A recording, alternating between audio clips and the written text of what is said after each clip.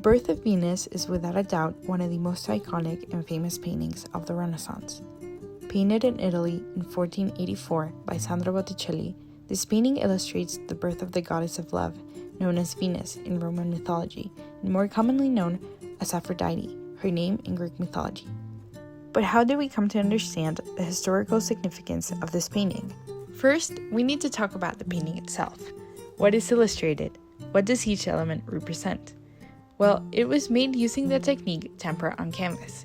It illustrates Venus, nude and beautiful, standing on top of a shell on the ocean, in the center of the canvas. The shell is being blown by the mouth air of two deities, possibly angels, one male and one female.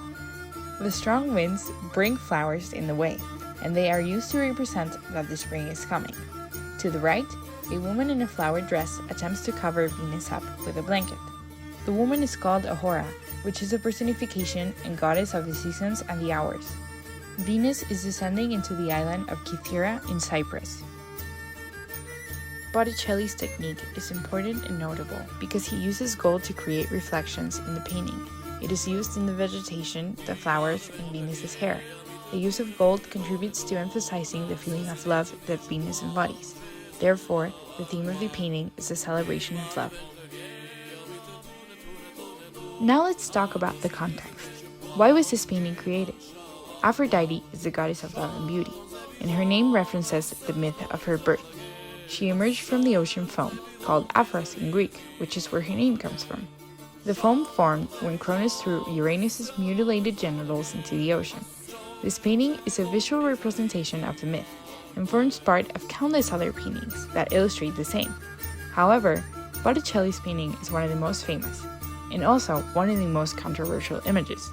Here's why. The painting was commissioned by one of the members of the Medici family, one of the most important families in Florence at the time. He is believed to be the first owner of the painting. This illustrates how only the highest class at the time was able to acquire intellectual and artistic artifacts. On the other hand, the painting was commissioned by a man, and the painting was done by a man. What's wrong with that, you may ask? Well, there's quite a lot to unpack here. As Catherine McCormick describes in her book, Women in the Picture, What Culture Does to Female Bodies, Venus in the painting by Botticelli represents unrealistic and impossible to emulate standards of beauty that we continue to impose on women today.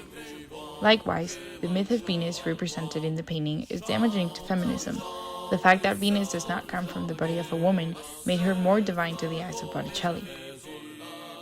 The Birth of Venus by Botticelli has transcended through history as a symbol of femininity, viewed from the perspective of men. It is important to recognize how a Renaissance image can shape the way we see things today. In this case, we hold women to beauty standards that derive from Venus. It really shows the impact and importance of art in human history.